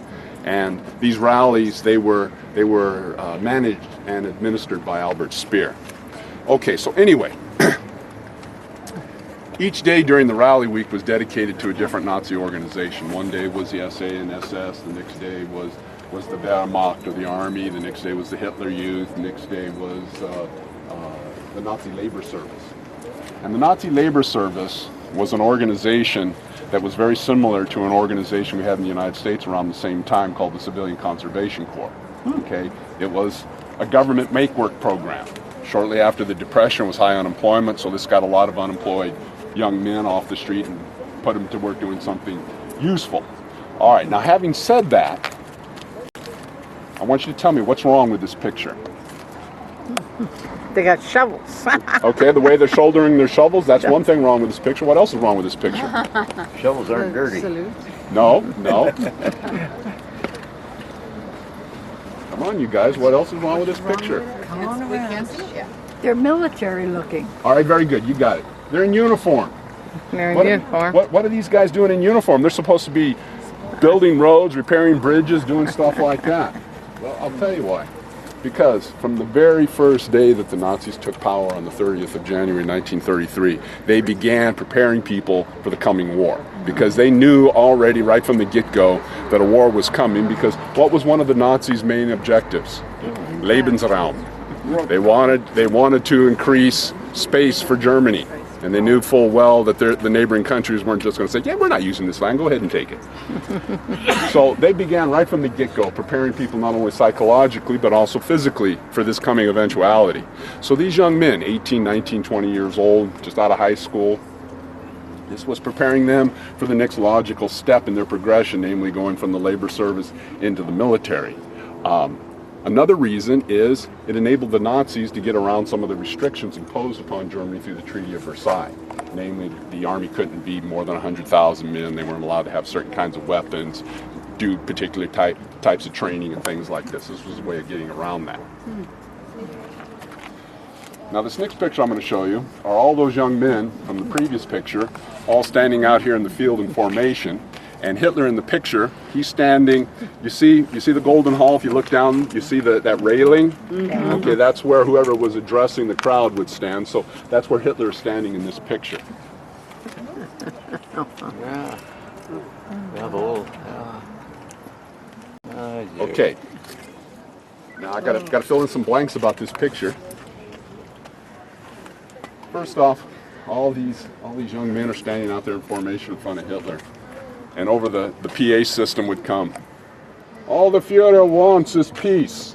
And all these young men would respond in one voice. Where the Führer goes, we will follow. So you can imagine, the impact that must have had on the Germans in the audience here. But what is really interesting is we all know that not all Germans fit the Aryan ideal, meaning not all Germans have blonde hair and blue eyes. Okay, so the way they would organize these young guys in formation there in front of Hitler is all the dark-haired guys with brown eyes, they were in the back. All the guys with the blonde hair and blue eyes, they were in the front. And then this small little group that's standing directly here in front of Hitler, well, these guys were the Chippendales of the labor service. They didn't only have the blonde hair and blue eyes, but they had the six-pack abs to go along with it. And they're standing there in front of Hitler with their shirts off. You know, they had the perfect Adonis physique. And that was the perfect epitome of the Aryan male. Why didn't Hitler dye his hair blonde and make his eyes Yeah, you know, that's a good question, because none of the top leaders in the Nazi Party came even close to fitting the Aryan ideal. And then when you take Goebbels, he's even got another mark against him. He was crippled. He had a club foot. And a lot of the people that the Nazis put into concentration camps and the death camps were handicapped. And here's one of the leaders, the guy in charge of the propaganda ministry. He's a cripple himself. Doesn't have blonde hair or blue eyes. Amazing. Here's another picture to give you an idea how many people they could cram out in that field out there. This is a picture of the day of the Wehrmacht. And the Wehrmacht, that day was always the most popular day of the rally week, because they would put on mock battles and planes would fly over and everything. Looks a little bit like North Korea. Well, you know, that's an excellent point, sir, because Fight down there. Uh-oh, what happened? like this man said, just like in North Korea. You know, the interesting thing is if you look at all dictators, past and present, it seems like they all follow. There must be a dictator's game plan book out there that we don't know about, because they're all megalomaniacs. Everything's got to be bigger and greater than anything that's come before. They all follow the same pattern. It's really amazing. Now, as I said, attendance at these rallies was completely voluntary. People paid admission. And in 1937, Albert Speer noticed that people were starting to lose interest in these rallies because they were getting boring. It was the same old routine year after year, hours and hours of boring speeches and parading and singing nationalistic songs and things like this. It was getting old.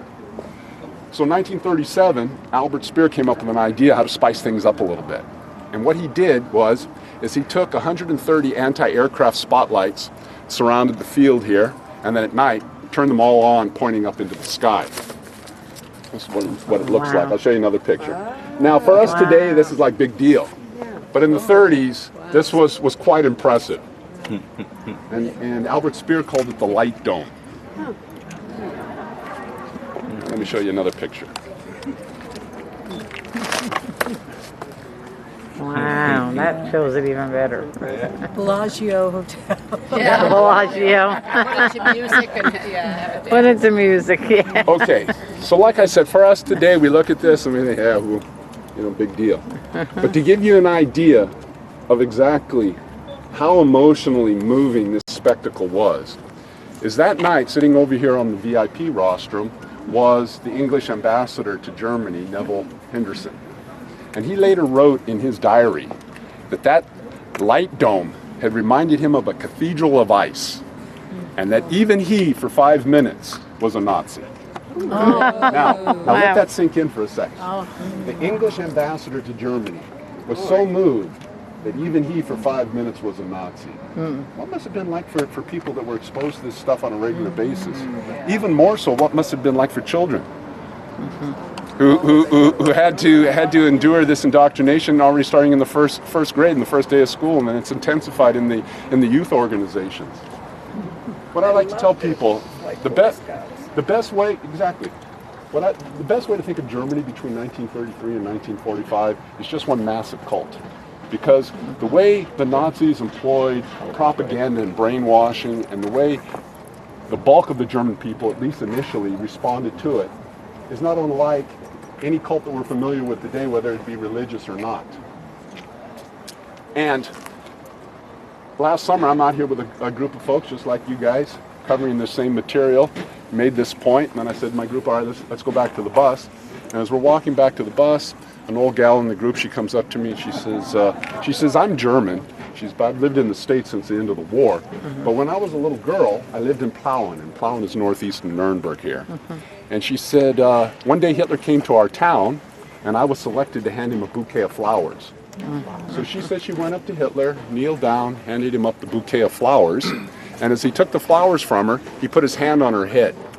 And she said when he did that, she looked up at his face, and she could swear she saw a halo around his head. I mean, that is how thorough the brainwashing. Children are very impressionable, you know? And she told me she was so brainwashed as a child that she had seriously considered on a couple of occasions turning in her own mother and father when she overheard them talking against Hitler in the war.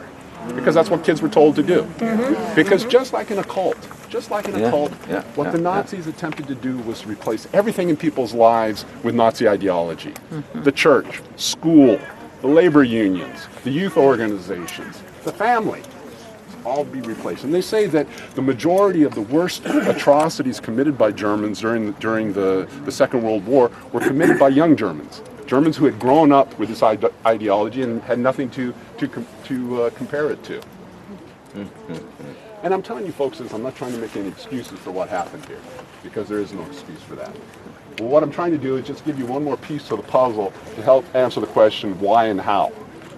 How could a nation that was so culturally advanced, so technologically advanced, a nation, in fact, that had won more Nobel Prizes prior to 1933 than any other country in the world. In fact, more Nobel Prizes than the US and the UK combined. How could a people like that succumb to such barbarity? You know, that's part of the answer. That's part of the answer. Any questions? Was this the site of the 36 Olympics? No, the 36 Olympics took place in Berlin. I have a question. What's the economic status around that time? It's Germany, or was everybody have enough plenty food and employment? Well, I wouldn't say they had plenty, but they had enough, and they certainly had a lot more than when the Nazis came to power. How did the Nazis manage to do that? Same way they're keeping a lot of economies running today.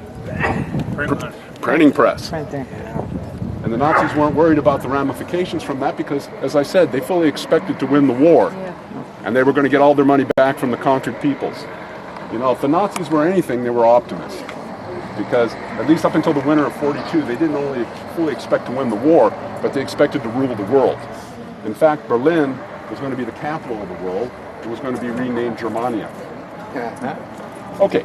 So this was used as a racetrack. That's where they got the barriers there. Actually used like a NASCAR racetrack. Amazing. Get a little bit more video of it. John Kennedy, you're right. You're absolutely right. And I mean, everybody would have been. All right, we go this way. Everybody says my father, my grandfather was right. Going back to the bus. Did their best to get rid of as many remnants of their Nazi past as possible. And I already told you about the Congress Hall, why that's still standing there. Here in the 60s, they said, well, you know, that column hall, it needs renovating, and there are Nazi or swastika mosaics in the ceiling. That's offensive. It's got to go. So rather than dismantle it in a proper way, they just blew it up.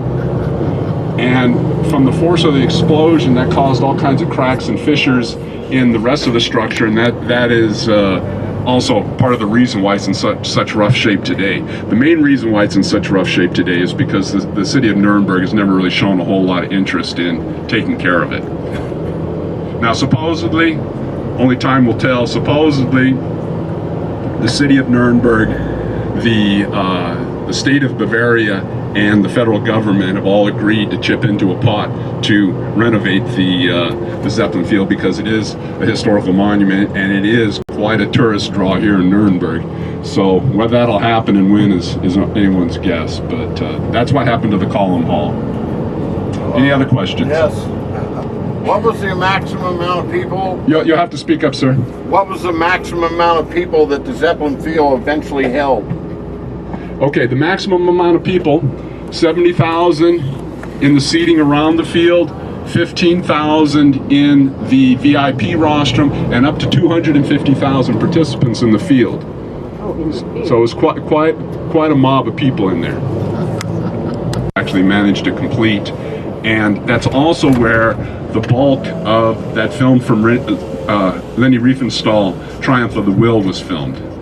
And in the 60s, the city council here in Nuremberg did manage to tear the Luitpold Arena down, saying that they needed the space to build a music hall that will drive by. But when you see this music hall in the parking, you can easily see that they could have built that music hall twice as big and extended the parking out quite a bit and still not had to tear down the Luitpold Arena. But at the time there, that's a monument that the city built in 28 to commemorate the fallen soldiers of the First World War. On the other side of that is where the Luitpold Arena used to be. And the Luitpold Arena, that is where the SS and SA always had their day during the rally week. They always had it on a Sunday. It was called Blood Sunday. And the reason why it was called Blood Sunday, SS and SA recruits were initiated, were inducted into the cult of blood. And also in a very quasi-religious type ceremony, Hitler would go around with the blood flag and anoint the standards of all the new SS and SA platoons. The music hall that they built in the 60s, and that was the reason why the Luitpold Arena had to be torn down. Now, that blood flag, that was the flag that Hitler carried with him during his unsuccessful putsch attempt in 1923 in Munich. And it was supposedly stained with the blood of the 16 fallen martyrs that had died on that day. So that's why it was called the blood flag.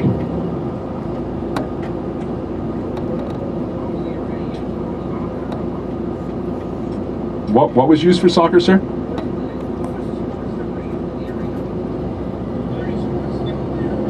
Well, no. They played soccer in the soccer stadium that was behind the Zeppelin field there. And that, as I said, that was built in 1928. That's not something that the Nazis had built. They incorporated it into the Zeppelin field, but they didn't build it.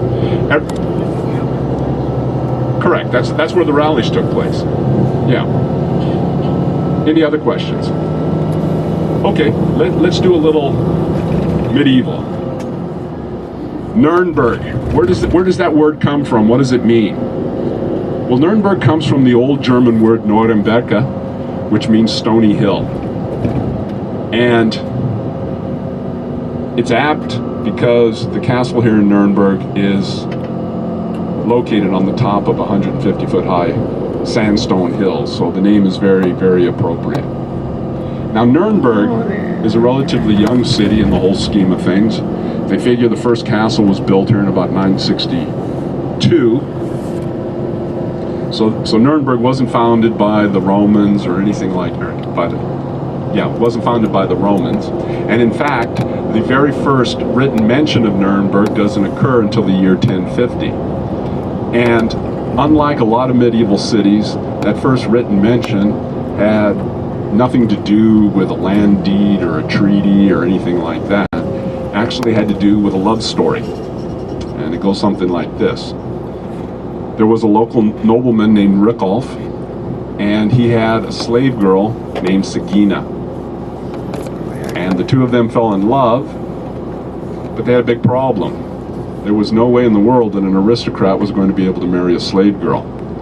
So apparently old Rickolf had some connections to then Emperor Heinrich III, and probably after a bribe of several thousand guldens and promises of soldiers and weapons for the emperor's next war, he was able to convince Heinrich to give Sagina her freedom. And the document that gives Sagina her freedom is the very first written mention of Nuremberg in the year 1050. Now, between 1050 and the late 1500s, Nuremberg becomes a very large and very wealthy city. It's often referred to as the second capital of the Holy Roman Empire. Now, some of you are probably thinking, well, how in the heck did Nuremberg manage to do that, considering that it's not located on a major river? Because being located on a major river was pretty much a prerequisite in the Middle Ages for a city to grow large and wealthy. Well, Nuremberg had many other things going for it. First off, it was an imperial city. And what that means is, unlike a lot of cities in the Middle Ages, Nuremberg did not answer to a local count or graf or bishop or anything like that. It answered directly to the emperor. And with that came many benefits. For example, cuts on customs and taxes. And a real big one, all trade entering and leaving the city had the emperor's protection. So that was quite a boon to economic activity. And what else was quite a boon to economic activity was the fact that Nuremberg was located right in the center of all the major land trade routes that crisscrossed Europe at the time. Also, Nuremberg was known throughout the Middle Ages, and even to this very day, in fact, for its metalworking industries. In the Middle Ages, Nuremberg had a monopoly for several hundred years on manufactured wire, which was crucial in the manufacture of various weapons, especially chainmail. Nuremberg was also known for its armor making, metal utensils, metal toys. In fact, the toys that were made here in the Middle Ages are what gave rise to the famous Nuremberg Christmas market, the Christkindlesmarkt. Even to this day, Nuremberg is very strongly associated with the toy industry because the world's largest toy trade show takes place here in Nuremberg every year. Nuremberg was also known for a variety of instrumentation. In fact, in 1492, when Christopher Columbus sailed the ocean blue, guess what he had on board? Nautical instruments he picked up here in Nuremberg. Something else that contributed to this city's wealth in a very large way is Nuremberg was the hub of the spice trade north of the Alps throughout the Middle Ages. And spices were often more valuable during the Middle Ages than gold and silver. A lot of times pepper would become so expensive that they had to sell it by the peppercorn instead of by weight.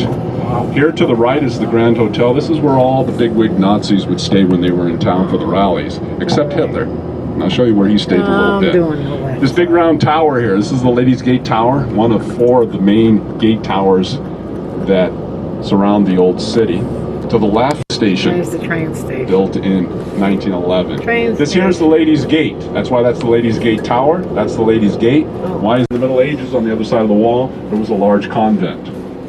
The Ladies' Gate is on this Nuremberg side. is the only major city in Europe that still has its old city wall. All the other major cities in Europe tore down all or most of their old city walls during the Industrial Revolution to make room for parks and boulevards and things like that. Whereas Nuremberg always has tried to maintain its medieval character. The moat here was always a dry moat. Never were any alligators or dragons or anything down there. The reason why it was always dry, you'll notice sandstone is a popular building material here in the Old City. And it's because the Old City sits on about 200 feet of sandstone. And the thing is, sandstone is a very porous stone. So therefore, had they put water in the moat, they would have had to continually refill it because it would have been constantly seeping down through the porous sandstone. Now, coming up here on our left, this large building in 1909 is said to be the most expensive building north of the Alps at the time.